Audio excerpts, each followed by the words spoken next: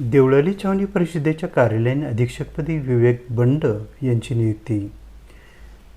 देवळाली छावणी परिषदेच्या कार्यालयीन अधीक्षकपदी विवेक बंड यांची पदोन्नतीवर नियुक्ती करण्यात आली आहे. सोमवार दिनांक 3 जून रोजी बंड यांनी मावळते कार्यालयीन अधीक्षक उमेश गोरवाडकर आणि छावणी परिषदेचे मुख्य कार्यकारी अधिकारी डॉक्टर राहुल गजबिये यांच्या हस्ते पदाचा पदभार स्वीकारला. डॉक्टर राहुल गजबिये यांनी मावळते कार्यालयीन अधीक्षक उमेश गोरवाडकर आणि नवनियुक्त कार्यालयीन अधीक्षक विवेक बंड यांना भावी वाटचालीसाठी शुभेच्छा दिल्यात.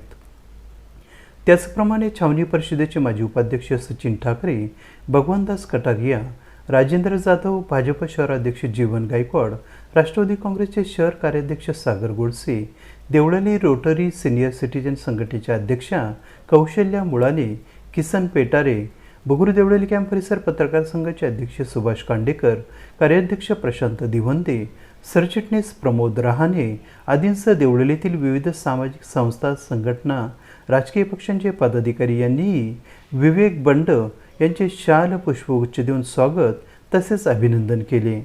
त्याचप्रमाणे भावी वाटचालीसाठी शुभेच्छा दिल्यात. देवळाली छावणी परिषदेचे नवनियुक्त कार्यालयीन अधीक्षक तथा जनसंपर्क अधिकारी विवेक बंड हे 28 जुलै 1992 रोजी कॅन्टोन्मेंटच्या सेवेत दाखल झाले होते. त्यांनी गेल्या 32 वर्षांच्या कारकिर्दीत water supply, revenue, cantonment high school, cantonment hospital, engineering section, accountant, store या विभागात विविध पदांवर यशस्वीपणे कामकाज केले.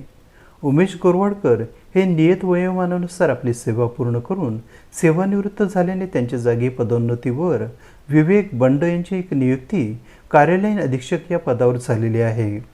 कार्यालयीन कामकाजाची सूत्रे हाती घेताना त्यांनी व्यक्त केलेल्या मनोगतात आपण जनतेला स्वच्छ, पारदर्शक, कार्यक्षम तसेच तत्पर सेवा देण्याचा प्रयत्न करू, त्याचप्रमाणे मिळालेल्या संधीचे नक्की सोने करू असा विश्वास व्यक्त केला.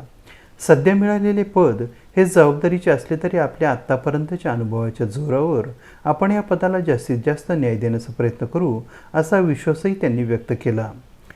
छावणी परिषदेचे सहाय्यक कार्यकारी अधिकारी म्हणून पदभूषणाची संधीही विवेक बंड यांना लवकरच लाभणार आहे. AB न्यूजसाठी प्रमोद रहाणे, देवळाली कॅम्प, नाशिक.